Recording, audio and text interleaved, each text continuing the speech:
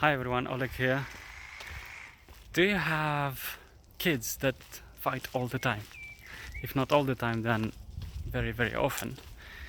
Uh, I grew in a family where we are three boys and we used to fight a lot. Like all my childhood, I remember we used to pretty literally constantly fight. I have to say, I didn't enjoy that about myself. Still, at this point in time, if there is one regret is that I have is actually exactly that, probably in my family. Why did we fight so much, and could that be avoided? And I'm happy. So now I have two kids myself, uh, two daughters this time. I thought, you know what, girls are probably a lot more gentle. They wouldn't fight each other, but they did. They did. They started to fight each other, and that reminded me a lot of my childhood. That I regretted it a bit. So then, I understood that we as parents, we are not very equipped to manage that situation and to manage that relationship, and coach and guide our daughters into building a beautiful relationship between themselves. So what we did is we researched into the relationship between siblings and found out really two or three key main things that helped us twist that relationship into, I have to say, a pretty great one. So my daughters now love each other, they care about each other, and and I have to say they have just a beautiful relationship. So I want to share this with other parents out there who might have kids that fight each other. So what worked for us? I would say the three main things that worked for us was, first of all, our exercise of gratitude and gratefulness. Every day we tend to do a gratefulness exercise dinner time.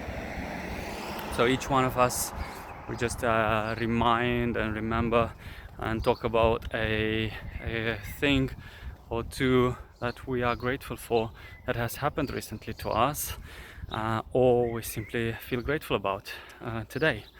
And we steer that conversation into getting the daughters aware that they are together, they have each other as siblings, as partners in toys, in playing together, and you know, once I told, look, I'm really grateful that you can play with each other.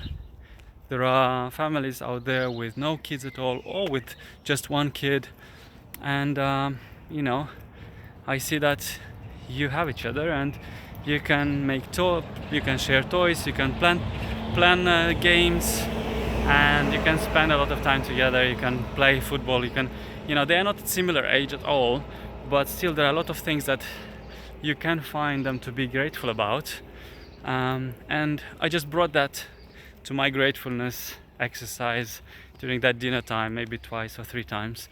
And what I realized later on is that actually they started to talk about that they are grateful about that. They started to realize that. And literally, we saw an immediate click and shift in their relationship. The other thing that helped a lot, and that was kind of done in parallel, was, uh,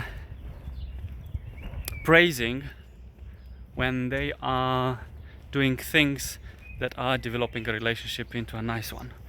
So, for example, and praising this not directly but somehow indirectly.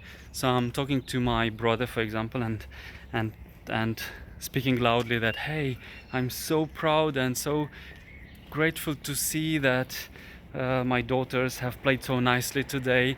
They shared this and this new interest. It's just been beautiful, and they felt really well, and we felt really well, and I love that they have this nice relationship.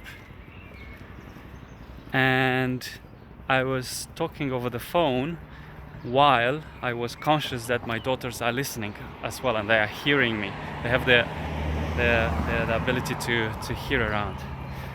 So that's the second thing that really worked really well. Another thing that worked really well is to consciously let them build their relationship. So when the fights happen and there is a little quarrel and there is a little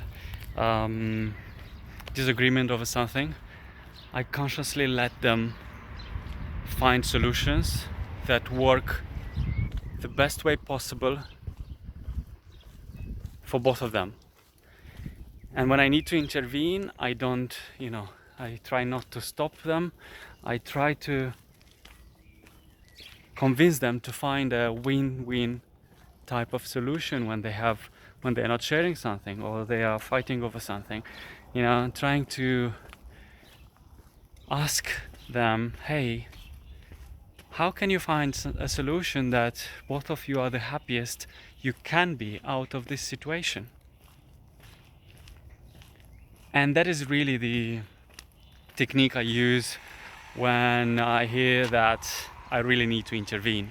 But most of the times I try not to intervene, and what I find is that they actually understand who likes what, who can give away how much. One of them prefers something, the other one prefers something else, and they learn their preferences. They learn how they can build a relationship, and they learn how and what they can respect from each other, and that's the other thing that really helped really level and shift up the relationships between them. And I'm so proud that after a few well-researched interventions that shifted their relationships. I'm pretty confident that their relationship will stay great for long term if and when we keep it consistent that way. So yeah, these are my 3 tips and that worked for us. For more tips like that and also techniques, please subscribe. Please also comment down there what else works for you. Cheers.